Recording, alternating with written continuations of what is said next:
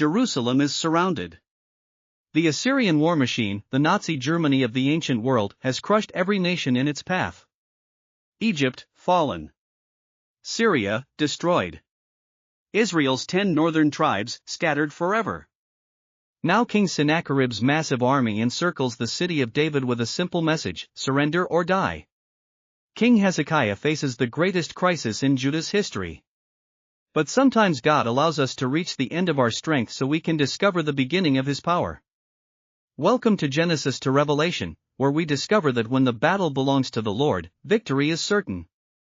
I'm your host, and today we witness one of Scripture's most dramatic deliverances in 2 Kings chapter 19. Our passage opens with King Hezekiah in crisis mode.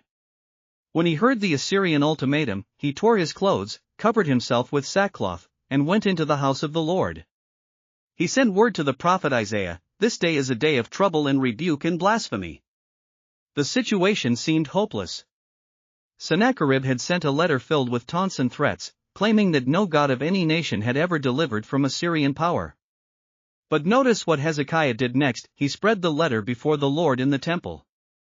This wasn't just prayer, this was physical surrender of an impossible situation to God's sovereignty.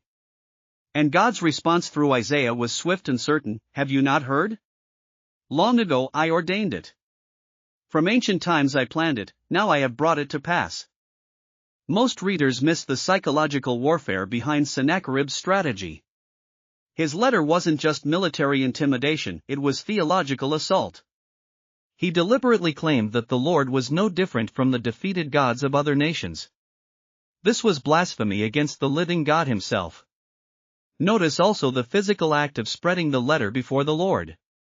In ancient Near Eastern culture, this represented complete surrender of the problem to divine authority. Hezekiah literally laid the crisis at God's feet. Finally, the scale of God's judgment is staggering. 185,000 Assyrian soldiers died in one night. That's more casualties than Hiroshima, accomplished silently by one angel while the army slept. The speed and totality of divine intervention should take our breath away. This passage reveals profound theological shifts that echo through all of Scripture.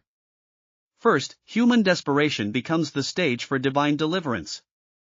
When Hezekiah's political and military options were exhausted, God's power was most clearly displayed. Second, what appeared to be blasphemy against Judah was actually blasphemy against the Lord Himself. God wasn't defending a city, He was defending His own name and reputation. Third, this temporary political crisis revealed eternal spiritual realities, that earthly kingdoms rise and fall, but God's kingdom endures forever. Isaiah's prophecy didn't just predict Assyria's defeat, it revealed God's sovereign control over all human history. The same God who planned this victory from ancient times is the God who planned your salvation before the foundation of the world. High above the crisis, creation itself witnessed this display of divine power and human response. From the heights, I saw it all, the vast Assyrian camp one moment, then silence at dawn. The humans who trust their Creator witness miracles beyond imagination.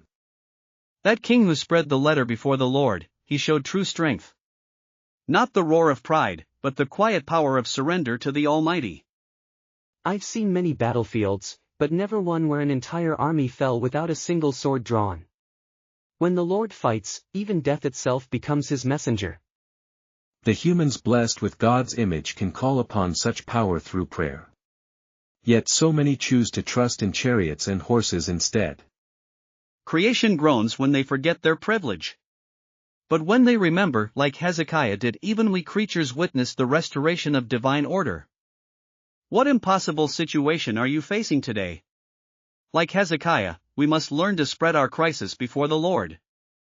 First, remember that attacks against God's people are ultimately attacks against God Himself. When enemies mock your faith or circumstances seem hopeless, they're challenging the living God who fights for you. Second, practice the physical act of surrender. Write down your impossible situation and literally place it before God in prayer. Third, trust that God fights battles in ways you cannot see or imagine. The same God who sent one angel to defeat 185,000 soldiers can handle whatever threatens your peace today. This isn't just ancient history, it's a pattern of how God works when His people pray with desperate faith. Join us next time as we continue our Genesis to Revelation journey, discovering how God's ancient victories encourage our modern faith. Until then, remember, when God fights for you, victory is already decided.